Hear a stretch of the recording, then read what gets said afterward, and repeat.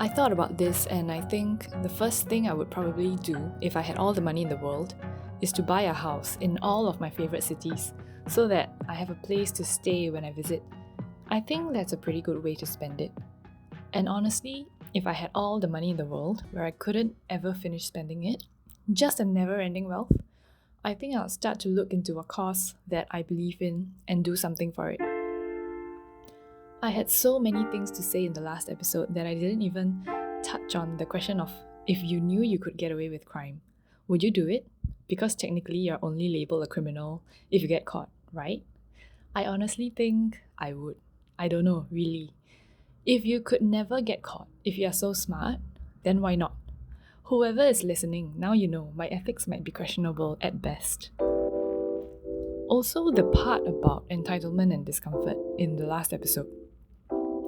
Recently, there was this Land of Wilderness theme park, was it? Newly built somewhere in China, and apparently it has received some backlash from the public because of the installations that are there, like a human faced millipede, a three headed human figure, basically things that look quite otherworldly.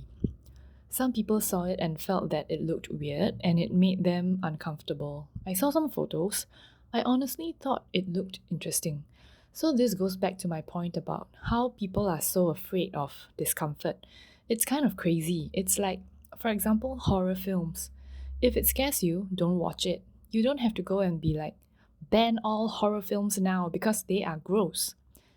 It just doesn't seem to make sense to me anymore. Why can't people accept that people of the world have different interests? I'm also wondering these people who comment on these things, are they on social media every second? Do they not have a life, or are they just plain trolls?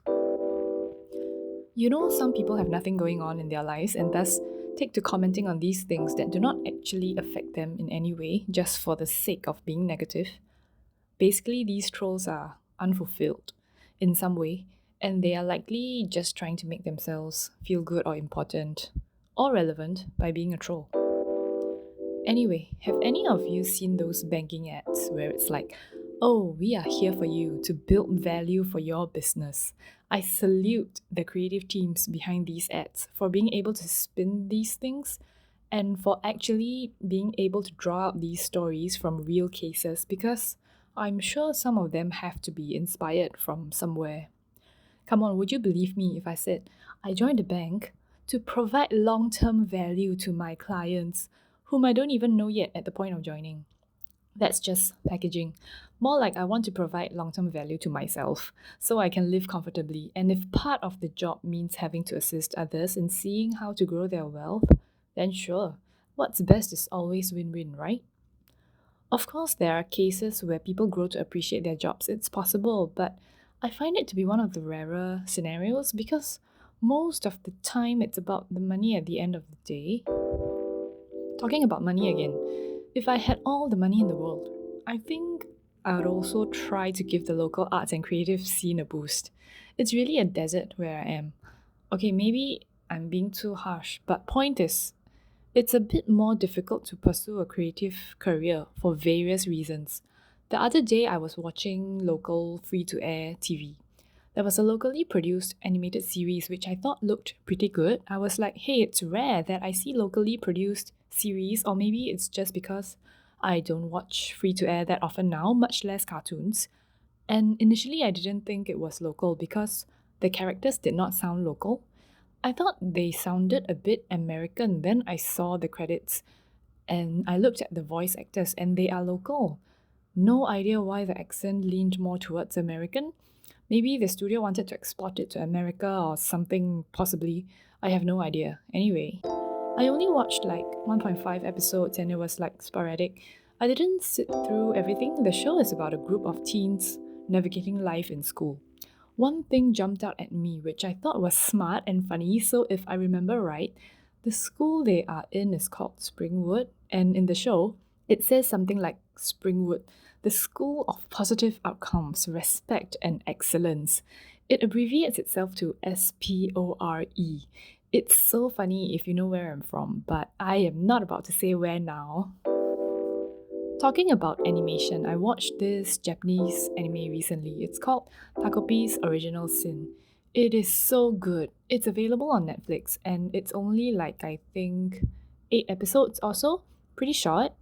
Those who have yet to watch it and don't want any spoilers at all, I'll suggest you stop listening now. Okay, so for those who are still listening, the topics the anime explores are quite heavy. So it touches on bullying, on domestic violence, on suicide, things like that. It's very interesting because it's animated in such a cute way and it really does not give you any clue to what is going to happen. There's this one part that I thought was written quite well. Spoilers ahead, don't say I didn't warn you. The line goes, one right does not undo 100 wrongs, or something to that effect, in case I remembered the line wrong, which is so true. So in the show, one character, which is this tiny alien octopus, observed that of another character, a schoolgirl, that she was imitating her mother in her behavior. This behavior was hurting others, and we as the audience only find out that it is because that girl was hurting inside, and thus it manifests in such behavior. It's like kids learn from their parents, from people they love and respect. They imitate the behaviors they see because that's how they learn. And to dig deeper into it, that's the cycle of generational trauma, where to break it, you must be so much more self aware, which is not an easy thing to do at all. Because to be that self aware and rational, you need to feel physically and mentally safe in the first place. The show is so good in that it shows us the cause and effect of things, and it does it so well, I just cannot do justice to it here. I highly recommend it. If you're still here, thank you for listening. Have you watched any animations recently that made you feel something?